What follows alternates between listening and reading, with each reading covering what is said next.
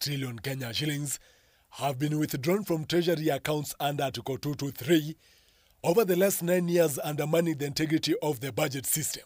Fresh details are now emerging of how President William Ruto's government attempted to withdraw 30 billion Kenya shillings in the financial year 2023-2024, out of which 27 billion shillings was requested between January and May 2024 alone. It's a provision by law that enables the government to address the issue of a majorly emergency or critical expenditure that is required. Despite having two supplementary budgets, these funds were sought as emergency expenditures.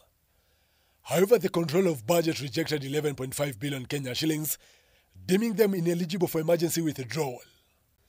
For instance, the Budget Implementation Report shows the State Department for Interior requested 1 billion Kenya shillings for Madaraka Day preparations, but only received approval for 300 million.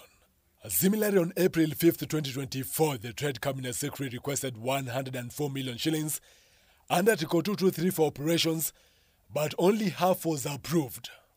Despite drafting two supplementary budgets, the National Treasury surprisingly requested 10.9 billion shillings as emergency funds to settle pending bills for revenue mobilization and budget deficits. The other person now that we need also to call into action is the Auditor General to tell us where this expenditure. Because again, as much as audit comes after it is posted, but we want to see the critical, in-depth looking at this particular expenditure. The Control of Budget only approved 1 billion shillings, questioning these emergency requests. The other person now that we need also to call into action is the Auditor General to tell us where this expenditure. Because again, as much as audit comes after it is posted, but we want to see the critical, in-depth looking at this particular expenditure. The Finance Committee of the National Assembly repeatedly expressed concern over the misuse of Article 223. This thing has been misused for quite some time.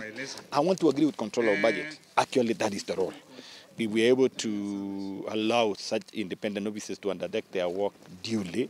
We are able to guide our expenditure and look at the critical priority areas to be focused. Article 223, if you check, the most disabused period is the last 1 year.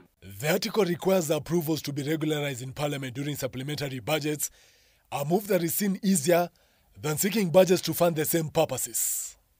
Joel Chacha, K24 TV, Nairobi.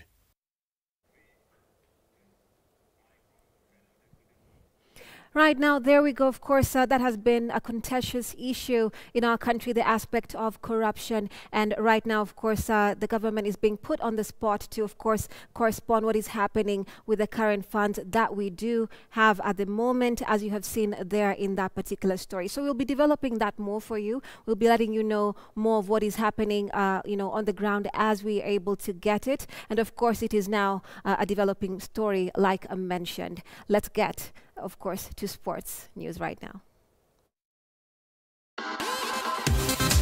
K24 Sports News, powered by Mozart Bet.